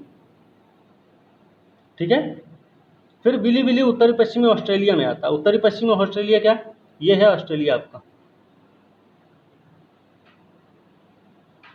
ये है ऑस्ट्रेलिया। कहाँ पे? उत्तरी पश्चिमी ऑस्ट्रेलिया। ये पूर्वी उत्तरी पूर्वी है तो ये उत्तरी पश्चिमी हो गया, यही होगा ना। तो इधर आएगा तो कहाँ? हिंद महासागर के लिए पड़ जाएगा ना, नहीं प्रशांत महासागर में ही। ठीक है ना, हिंद महासागर है। ठीक है, फिर उष्णकटिबंधीय चक्रवात कहाँ आते हैं? हिंद महासागर क्षेत्र में, तो ये भी ध्यान रखना। ठीक है, चलिए अगला प्रश्न देखते हैं क्या है। निम्नलिखित कथनों पर विचार करके सही जोड़ा बताना। ठीक है, देखो डेंगू एक पशु जनित उष्णकटिबंधीय बीमारी, उष्णकटिबंधीय बीमारी हुई क्या? ऐसी बीमारी होती है उष्णकटिबंधीय, शीतोष्णकटिबंधीय भी। तो देखिए डेंगू एक पशु जनित उष्णकटिबंधीय बीमारी है। डेंगू किसको हुआ? आदमी को होता ज़्यादातर। तो कीवी फल होता है ना, उसको खाते हैं और सबसे महंगा वही बिकता है इस समय। ठीक है, तो पहला स्टेटमेंट गलत है। राष्ट्रीय वेक्टर जनित रोग नियंत्रण कार्यक्रम NVBDCP विज्ञान प्रौद्योगिकी मंत्रालय के तहत काम करता है, तो ये भी बात गलत है। वो ड्रग्स वाला मंत्रालय कौन सा? ड्रग्स मंत्रालय एक है ना, रसायन करके मंत्रालय है, रसायन मंत्रालय, तो उसके तहत आता होगा क्योंकि दवाओं संबंधित है। ठीक है, तो विज्ञान प्रौद्योगिकी मंत्रालय कोई इसमें रोल नहीं है। तो दोनों स्टेटमेंट जब गलत है, सही उत्तर क्या हो जाएगा? डी हो जाएगा ना, डी इसका सही उत्तर। हाँ देखिए क्या है। अच्छा, पशु जनित बीमारी थी, पशुओं से उत्पन्न होने वाली ऐसा बोला गया था। ठीक है, बहरहाल ये मच्छर जनित बीमारी है, फिर भी गलत था। डेंगू वायरस जीनस फ्लाइवी वायरस नाम है इसका, के कारण होती है डेंगू वायरस, जो जीन एडीज के भीतर मच्छर की कई प्रजातियों द्वारा प्रेषित होती है, मुख्यतः एडीज इजिप्टी। ध्यान रखना। लक्षणों में क्या होता है? बुखार होता है, सिर दर्द होता है, मांसपेशियां जोड़ों में दर्द होने लगती है, एक त्वचा क्या होता है? लाल चकत्ते पड़ जाते हैं। ठीक है, लाल चकत्ते पड़ जाएंगे, मांसपेशियां जोड़ों में दर्द होने लगेगा, सिर दर्द करेगा, बुखार होगा, इतना ध्यान रखना। इसके 4 भेद हैं, 1 से 4 तक 4 भेद होते हैं, और 2 और 4 जो हैं वो सबसे गंभीर माने जाते हैं।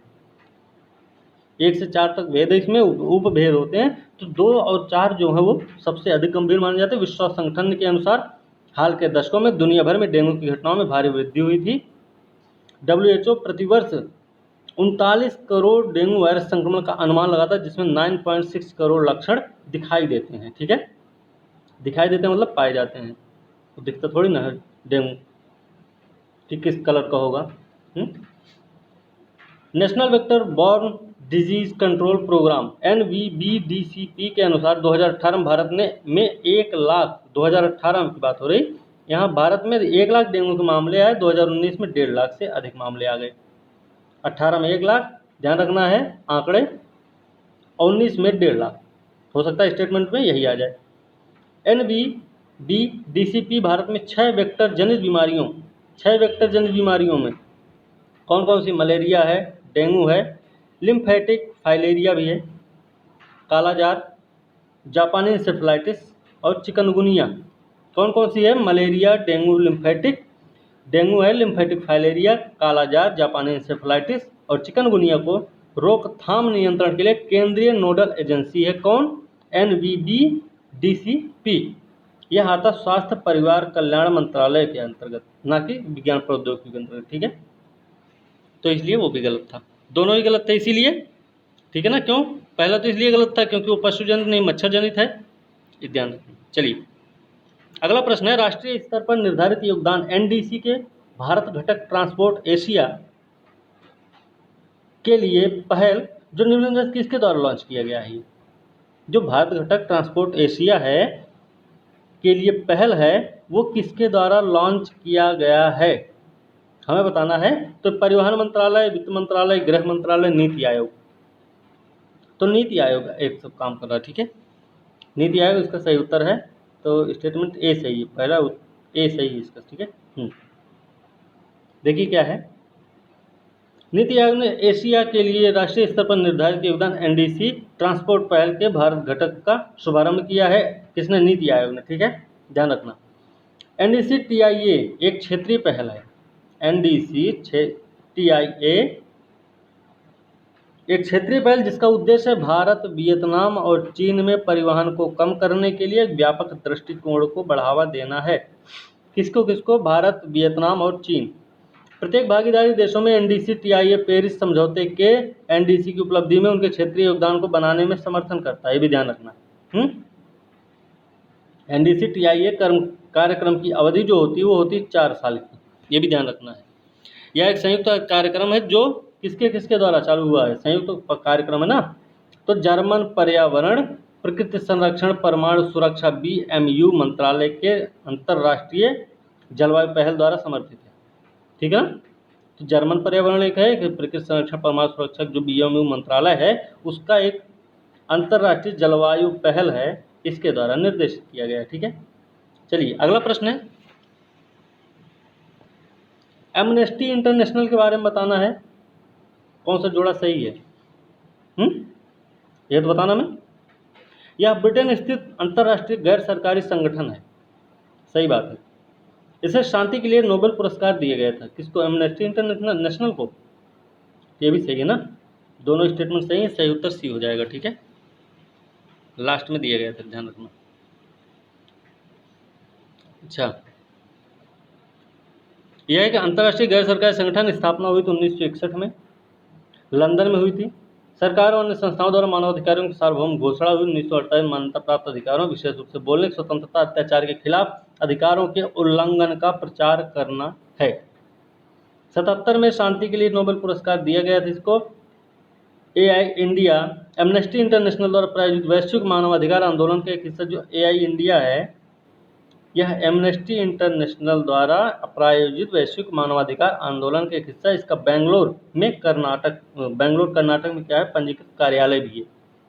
तो इसका कार्यालय जो पंजीकृत है वो कहाँ है? भारत में, बेंगलोर में है, ठीक है। तो ये भी चीज़ ध्यान रखनी। इसको अगर आप एक से दो बार सुनेंगे तो आपको ये चीज़ें नॉर्मल तरीके से याद रहेंगी, ठीक है। तो स्टेटमेंट या प्रश्न जहाँ भी आएगा आप उसको सही कर सकते हैं। देखिए अगला प्रश्न है, निम्नलिखित कथनों पर विचार करके बताना इसमें सही कौन सा नहीं है, गलत बोला गया है इसमें। पहला है, जैविक विविधता पर कन्वेंशन के लिए बायोसेफ्लिटी पर कार्टाजेना प्रोटोकॉल का उद्देश्य जैविक विविधता पर प्रतिकूल प्रभावों का सुरक्षित संचालन, परिवहन, जीवित संशोधित जीवों का उपयोग सुनिश्चित करना है। बात सही है कि गलत है? सही है ना, गलत नहीं है, कार्टाजेना प्रोटोकॉल है। दूसरा, नगोया प्रोटोकॉल एक अंतर्राष्ट्रीय समझौता जिसका उद्देश्य क्या? आनुवंशिक संसाधनों के उपयोग से उत्पन्न होने वाले लाभों को निष्पक्ष और न्याय संगत तरीके से साझा करना है, ठीक है। आनुवंशिक संसाधनों का उपयोग अगर हो रहा है तो उससे जो भी लाभ मिलेगा वो क्या करना होगा भाई? निष्पक्ष और न्याय संगत तरीके से बांट दो सबको, ठीक है। तो ये है आपका नगोया प्रोटोकॉल, ध्यान रखना। तो क्या है? न्याय संगत काम कौन कर रहा है?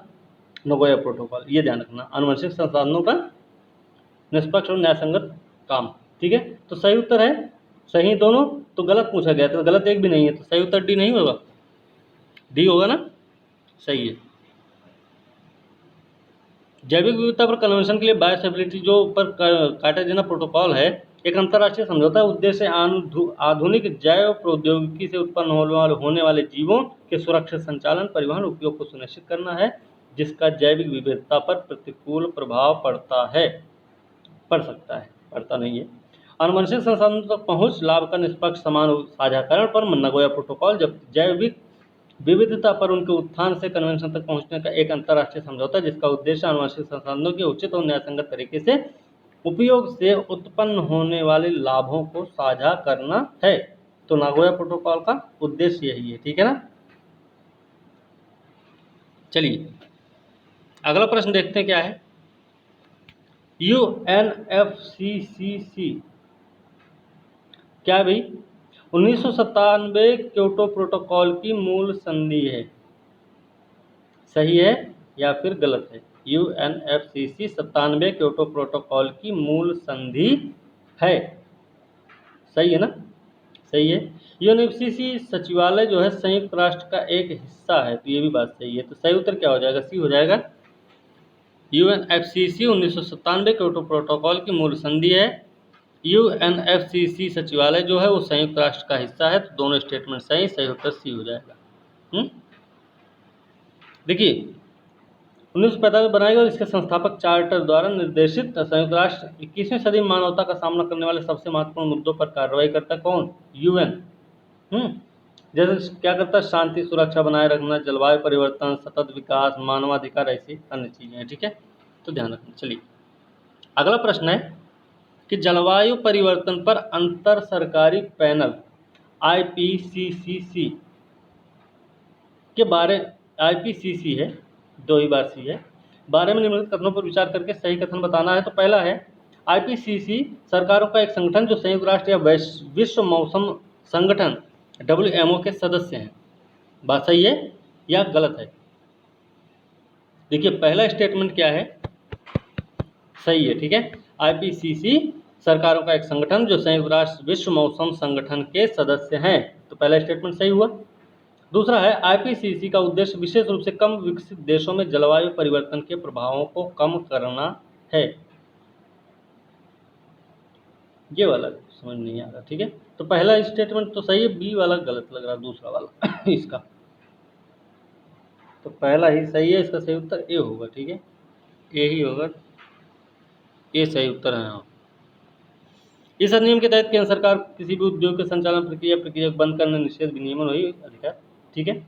88 में विश्व मौसम विज्ञान संगठन और संयुक्त राष्ट्र पर्यावरण कार्यक्रम UNEP और WMO द्वारा बनाया गया है। IPCC का उद्देश्य सरकारों को हर स्तर पर वैज्ञानिक जानकारी प्रदान करना, जिसका उपयोग वे जलवायु नीतियों को विकसित करने के लिए कर सकते हैं, इसलिए दूसरा स्टेटमेंट गलत था, ठीक है। UNEP के बारे में बताना है, एनवायरनमेंट से संबंधित प्रश्न है, इसलिए ये सारे प्रश्न इसमें आए हैं, ठीक है ना। तो UNEP का मुख्यालय पेरिस में है क्या, UNEP का मुख्यालय पेरिस में है कि और कहीं है, पेरिस में तो नहीं है, ठीक है। UNEP सभा पर्यावरण पर विश्व की सर्वोच्च स्तरीय निर्णय लेने वाली संस्था है, ये बात तो सही है, सर्वोच्च स्तरीय संस्था है ये निर्णय लेने वाली, ठीक है। तो दूसरा स्टेटमेंट इसका सही है, पहला इसका गलत है, ठीक ना। तो क्या हो जाएगा, सही उत्तर बी हो जाएगा, ठीक, हाँ बी सही उत्तर है। देखिए नैरोबी में है, नैरोबी क्या है, नैरोबी कीनिया की राजधानी है। संयुक्त राष्ट्र पर्यावरण सभा जो है वो पर्यावरण पर विश्व की सर्वोच्च स्तरीय निर्णय लेने संस्था, पर्यावरण विधान सभा जो है वैश्विक पर्यावरण नीतियों के लिए प्राथमिकताएं निर्धारित करने और अंतर्राष्ट्रीय पर्यावरण कानून विकसित करने के लिए द्विवार्षिक रूप से मिलती है, मतलब ये सबका मिलन होता है दो साल पर, द्विवार्षिक होता है, ठीक है। पर्यावरण की समस्याओं पर वैज्ञानिक समिति है, स्कोप का प्राथमिक काम क्या है, पर्यावरण की समस्याओं पर वैज्ञानिक समिति का प्राथमिक काम क्या है, हमें ये बताना है। इसके लिए देखिए पहला स्टेटमेंट है, पहला है ए इसका कि प्रमुख पर्यावरणीय मुद्दों पर संयुक्त राष्ट्र के सदस्यों को सलाह देना, सही है या फिर गलत है। स्कोप का प्राथमिक काम क्या है, प्रमुख पर्यावरणीय मुद्दों पर संयुक्त राष्ट्र के सदस्यों को सलाह देना, ये तो गलत है। दूसरा क्या है, वैज्ञानिक आविष्कारों के पर्यावरणीय प्रभाव का अध्ययन करना, ये काम भी नहीं है, ठीक है। कि उपरोक्त सभी हैं? आप लोग भी जब वीडियो देखा करें तो वो आप कॉपी पेन लेकर बैठा करें, ABCD आप भी किया करिए, उससे आपको पता चलेगा कि कितने हमारे सही हो रहे हैं, कितने गलत होते हैं। ठीक है, तो सबसे अच्छा तरीका टेस्ट देने का ये भी है। ठीक है ना। तो तीसरा है प्रमुख पर्यावरणीय मुद्दों की वैज्ञानिक समीक्षा विकसित करना स्कोप का प्राथमिक काम है। तो ये बात सही है। ठीक है, डी नहीं, डी तो बिल्कुल नहीं, क्यों, दो तो पहले ही गलत हो गए ना। तो इसका सही उत्तर क्या है? सी है ना, सी का सही। पर्यावरण की समस्याओं पर वैज्ञानिक समिति की स्थापना 1969 में हुई है। International council for science ICSU की कार्यकारी समिति की 10वीं बैठक के द्वारा। तो 1969 में international council for science ICSU की कार्यकारी समिति की जो 10वीं बैठक जब हुई थी, उसी समय पर्यावरण समस्याओं पर जो वैज्ञानिक समिति स्कोप है, उसकी स्थापना की गई थी 1969 में। ठीक है, तो 10वीं बैठक जो हुई थी वो ICSU की 1969 में, इसका मतलब तो स्कोप के सदस्यों में 38 राष्ट्रीय विज्ञान अकादमी है, शोध परिषद है, 22 अंतर्राष्ट्रीय वैज्ञानिक संघ भी इसमें शामिल है। ठीक है, सचिवालय इसका नीदरलैंड में है। ठीक है, किसका? स्कोप का सचिवालय कहाँ है? नीदरलैंड में। स्कोप मुख्य रूप से सामाजिक प्राकृतिक संसाधनों, ध्यान रखना कौन क्या है, सामाजिक प्राकृतिक संसाधनों, पारिस्थितिक तंत्र प्रक्रियाओं, जैव विविधता, स्वास्थ्य, पर्यावरण प्रबंधन के विषयों के आसपास प्रमुख पर्यावरणीय मुद्दों की वैज्ञानिक समीक्षा विकसित करने के लिए मौजूद है। ठीक है, इसलिए सही उत्तर सी हो गया। अगला प्रश्न है, संयुक्त राष्ट्र कन्वेंशन के बारे में निम्नलिखित बयानों पर विचार करना है और बताना है। UNCCD United Nations convention on combat desertification के बारे में निम्नलिखित तथ्यों पर विचार करके बताना है कौन सा स्टेटमेंट इसमें सही है। तो देखते हैं कौन सा सही है। देखिए, यह एकमात्र अंतर्राष्ट्रीय स्तर पर कानूनी रूप से बाध्यकारी ढांचा है। कानूनी रूप से बाध्यकारी, ये भी बात सही है। ठीक, एकमात्र अंतर्राष्ट्रीय स्तर पर है, ये भी बात सही है। मरुस्थलीकरण की समस्या को हल करने के लिए स्थापित किया गया है, तो ये बात सही है, पहला स्टेटमेंट सही हुआ। दूसरा, कन्वेंशन भागीदारी विकेंद्रीकरण के सिद्धांतों पर आधारित है, ये भी बात सही है। पार्टियों का सम्मेलन द्विवार्षिक आयोजित किया जाएगा, ये भी बात सही है। तो तीनों स्टेटमेंट सही है, सही उत्तर इसका डी हो जाएगा। ठीक है, चलिए इसका सही उत्तर डी है। ठीक है ना। देखिए क्या है, यह एकमात्र अंतर्राष्ट्रीय स्तर पर कानूनी रूप से बाध्यकारी ढांचा जो मरुस्थलीकरण की समस्या को हल करने के लिए स्थापित किया गया है। कन्वेंशन भागीदारी के विकेंद्रीकरण सिद्धांतों पर केंद्रित है। पार्टियों का सम्मेलन जो होता है वो होता है द्विवार्षिक आयोजित किया जाता है। तो अभी UNCCD का सम्मेलन हुआ है ग्रेटर नोएडा में लास्ट ईयर में हुआ था ना, तो ये चीज़ ध्यान रखनी है। ठीक है, नोएडा में हुआ था।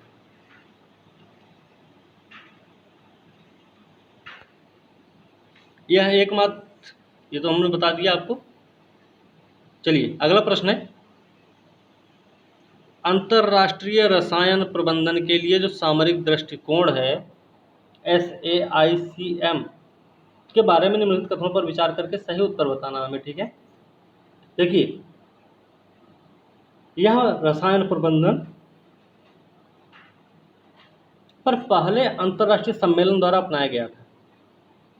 मतलब जो SAICM है, तो जो रसायन प्रबंधन पर पहला अंतर्राष्ट्रीय सम्मेलन हुआ था उस समय इसको अपनाया गया था SAICM को। ठीक है, तो बात सही है।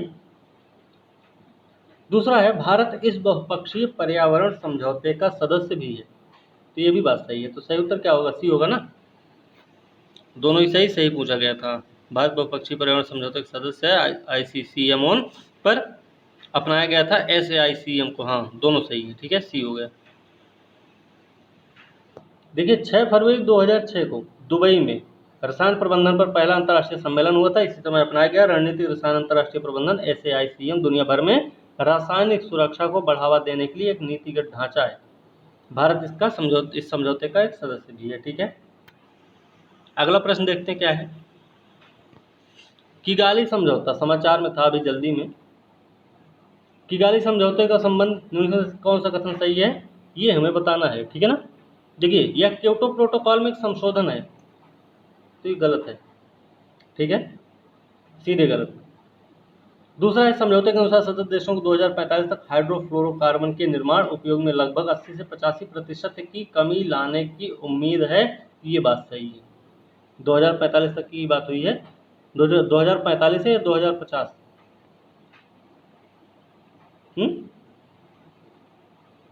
कई सारी चीज़ों में 2050 लक्ष्य रखे गए हैं, तो 2045 है या 2050 है? ये 2050 ही है। ठीक है, 2045 ही है, सही है ना। पहला गलत है, दूसरा सही है, तो सही उत्तर क्या हो जाएगा? सही उत्तर हो जाएगा बी। क्यों? क्योंकि दूसरा स्टेटमेंट सही है। ठीक है, बी सही उत्तर। हाँ, देखिए मॉन्ट्रियल प्रोटोकॉल का संशोधन है ये। ठीक है, इसमें 2050 तक HFC के निर्माण उपयोग में लगभग 80 से 85% कमी लाने की उम्मीद की गई है। किसके तहत? किगाली समझौता के तहत। ठीक है, अब देखिए फिर वही प्रश्न, उसी संबंधित प्रश्न है, गलत बताना इसमें गलत कौन सा है। देखिए किगाली में पहला स्टेटमेंट है, किगाली में मॉन्ट्रियल प्रोटोकॉल की पार्टियों की बैठक में HFCs को मॉन्ट्रियल प्रोटोकॉल के तहत रसायनों की सूची में शामिल किया गया था, तो बात सही है। पहला इस पिछला प्रश्न कैसा था दूसरे हिसाब से, किगाली समझौते के बारे में, यहाँ पे कुछ और चीजें चल रही। ठीक है, तो देखिए किगाली में मॉन्ट्रियल प्रोटोकॉल की पार्टियों की बैठक में HFCs को मॉन्ट्रियल प्रोटोकॉल के तहत रसायनों की सूची में HFC को शामिल किया गया था, तो गलत है पहला स्टेटमेंट। ठीक है, दूसरा है HFC गंभीर ओजोन घटने वाले पदार्थ हैं, ये बात सही है। हाइड्रोफ्लोरोकार्बन ओजोन घटाने वाले जो पदार्थ हैं उनमें शामिल है, वो भी गंभीर रूप से। ठीक है, भारत ने 2025 तक HFC के उपयोग उत्पादन को पूरी तरह से रोकने का वादा किया है, ये भी बात सही है कि गलत है? देखिए HFC गंभीर हाइड्रोफ्लोरोकार्बन है।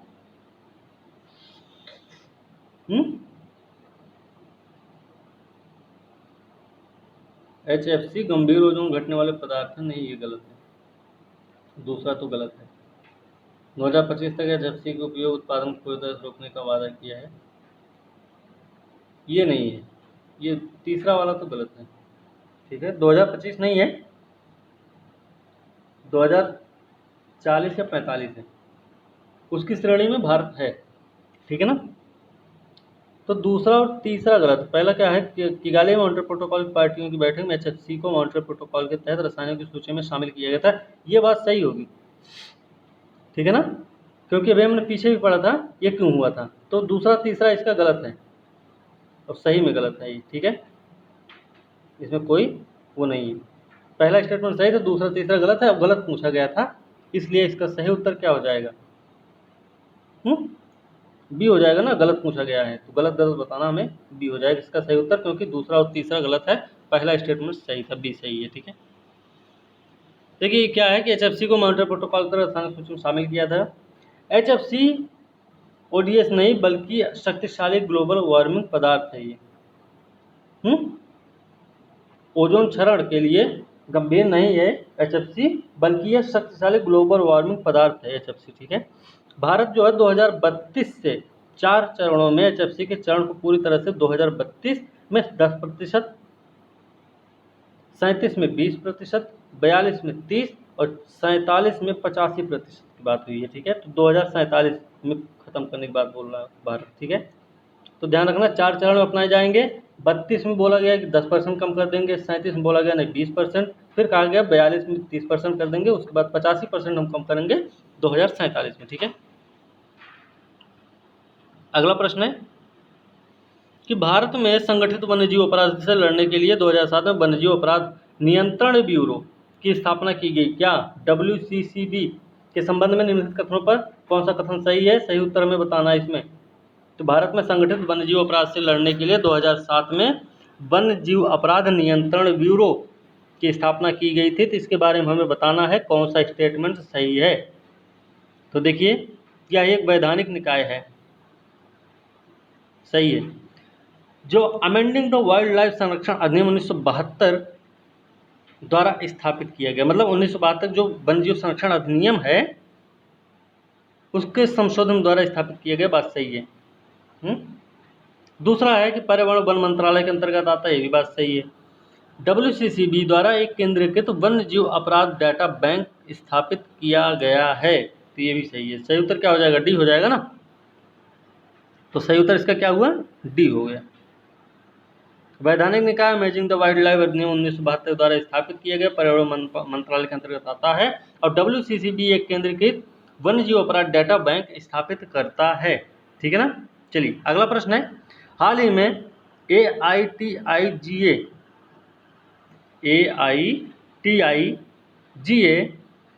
शब्द को समाचार में देखा गया था, ये संदर्भित किसको करता है? AITIGA क्या है ये? AITIGA शब्द को समाचार में देखा गया। देखिए पहला स्टेटमेंट क्या है? पहला स्टेटमेंट है कि यह एक मुक्त व्यापार समझौता है। पहला स्टेटमेंट क्या है? यह एक मुक्त व्यापार समझौता है। पहला स्टेटमेंट सही है, गलत है? पहले पूरा देखते हैं, गलत सही तो बाद में हो जाएगा। दूसरा है, यह इसरो के द्वारा नया मिशन है कोई, यह नीति आयोग द्वारा शुरू की गई एक नई वित्तीय समावेशन योजना है, यह एक बौनाग्रह है जो नासा के द्वारा पाया गया है। तो भैया कौन सा सही है और कौन सा इसमें गलत है? बहरहाल सही बताना है, गलत नहीं बताना अभी। तो देखिए ये क्या है, यह एक मुक्त व्यापार समझौता है। क्या? AITIGA।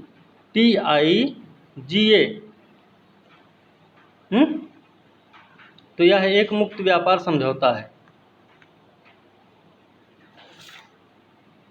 ठीक है ना। चलिए तो ये सही उत्तर क्या होगा इसका? ए हो जाएगा, ठीक है।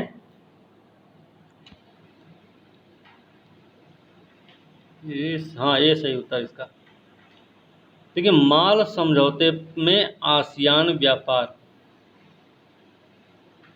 ASEAN trade in goods agreement, ठीक है। क्या दक्षिण पूर्व एशियाई देशों के संगठन आसियान और भारत के 10 मतलब सदस्य देशों के बीच AITIGA मतलब 10 सदस्य कौन? आसियान वाले, ठीक है। और भारत, इन सब के बीच में AITIGA एक मुक्त व्यापार समझौता फ्री ट्रेड एग्रीमेंट है, जो जनवरी 2010 में लागू, कब लागू है? 2010 में जनवरी में, वो भी ध्यान रखना है। संधि के तहत दो व्यापारिक भागीदारों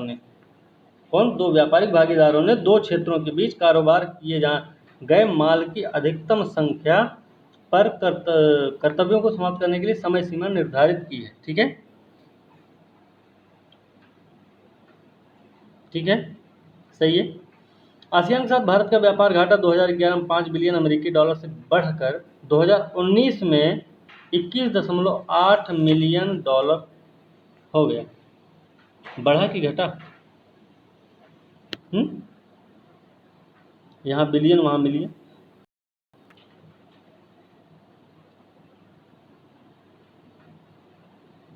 अच्छा ठीक है, हाँ सही है। भारत ने जल्द से जल्द AITIGA पर समीक्षा, मूल प्रावधानों के नियमों को मजबूत करने, गैर टैरिफ बाधाओं को हटाने की दिशा में काम करने और बेहतर बाजार पहुंच प्रदान करने पर जोर दिया है, ठीक है। तो ये चीज़ ध्यान रखनी है। चलिए अगला प्रश्न है कि कैस्पियन सागर के साथ तटरेखा साझा नहीं करता, ये कौन सा देश है इनमें से? रूस, कजाकिस्तान, ईरान, इराक, जो कैस्पियन सागर के साथ अपनी सीमा को साझा नहीं करते हैं। हमें बताना इसमें कि ऐसा कौन सा देश है इसमें जो कैस्पियन सागर के साथ अपनी सीमा साझा नहीं करते हैं, ठीक है। तो भाई कौन सा ऐसा देश है इसमें? देखिए कैस्पियन सागर कहाँ है, पहले तो आपको ये पता होना चाहिए कैस्पियन सागर है कहाँ। देखिए ईरान के उत्तर में पड़ेगा, ठीक है। ये ऐसे ईरान बना हुआ है, ऐसे कुछ करके है मैप में, ठीक है। नहीं ऐसे है, ये वाला एरिया पूरा है, ये इस तरीके में फैला हुआ है, कैस्पियन सागर, ठीक है। तो कैस्पियन सागर देखिए, यहाँ कजाकिस्तान है, फिर तुर्कमेनिस्तान भी है, कजाकिस्तान, तुर्कमेनिस्तान, रसिया, ये ईरान तो लगा ही है, ईरान तो है ही है, फिर बल्गारिया भी है आपका, ठीक है। बल्गारिया, रोमानिया, यहाँ पे बहुत सारे हैं, मतलब ईरान नहीं कुल मिला के यहाँ पे, ठीक है। तो जब ईरान नहीं है तो सही उत्तर क्या हो जाएगा? डी ही होगा ना, डी हो जाएगा इसका सही उत्तर। सही उत्तर इराक इसमें नहीं है। रूस, Kazakhstan, Iran, Bulgaria, Romania, Turkmenistan, ये सभी देश किससे लगे हुए हैं? कैस्पियन सागर से लगे हुए देश हैं, ठीक है। तो थोड़ा ध्यान रखना कौन कौन से हैं भाई, फिर से रसिया, कजाकिस्तान, ईरान, फिर तुर्कमेनिस्तान, बल्गारिया, रोमानिया। तो थोड़ा सा ध्यान रखना इनके नाम भी, Bulgaria, Romania, Turkmenistan, Kazakhstan, Iran. देखिए 5 आन हैं, एक कजाकिस्तान, दूसरा ईरान, तीसरा तुर्कमेनिस्तान, ठीक है।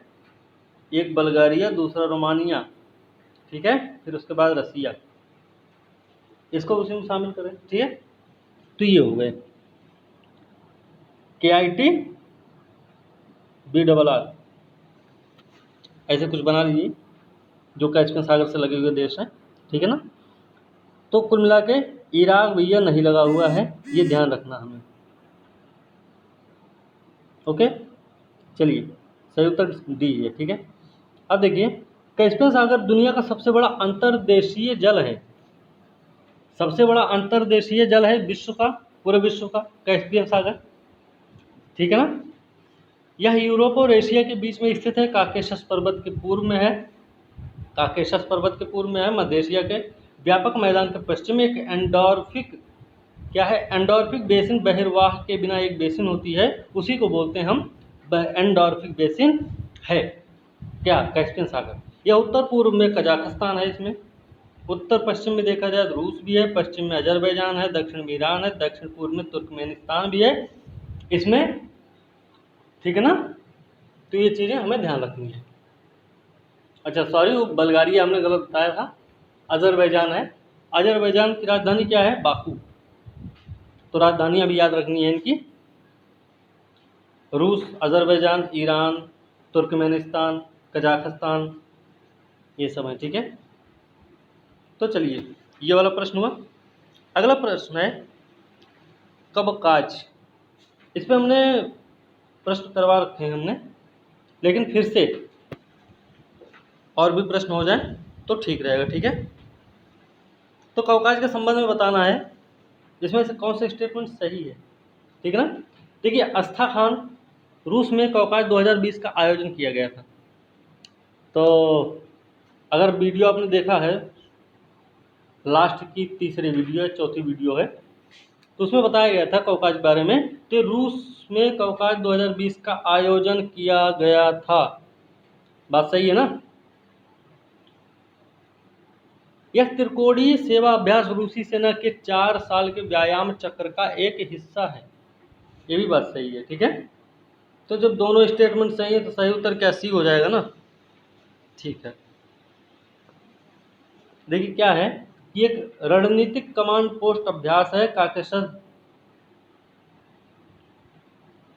काकेशस 2020 के नाम से भी जाना जाता है, काकेशस 2020 के नाम से भी जाना जाता है इसको, ठीक है। कवकाज 2020 को काकेशस 2020 के नाम से भी जाना जाता है, इस चीज़ को ध्यान में रखना है, ठीक है। फिर त्रिकोणीय सेवा अभ्यास है रूसी सेना के 4 साल के अभ्यास चक्र का एक हिस्सा है ये। अभ्यास के पिछले संस्करण में, पिछला संस्करण कब कब हुआ है? 12 में हुआ है और 16 में हुआ है अभी तक, फिर 20 में हो गया, 4 साल पे हो रहा है, ठीक है।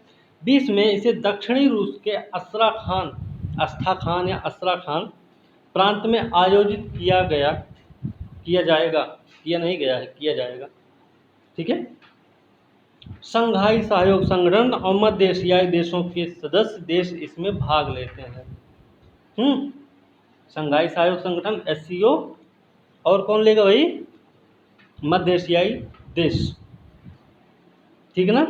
चलिए अगला प्रश्न देखते हैं क्या है। अब इसका उत्तर दिख गया है तो दिखे सही रहेगा। निम्नलिखित में से कौन वाइब्रेंट इंडिया के लिए PM and young achievers scholarship award योजना की कार्यान्वयन एजेंसी है?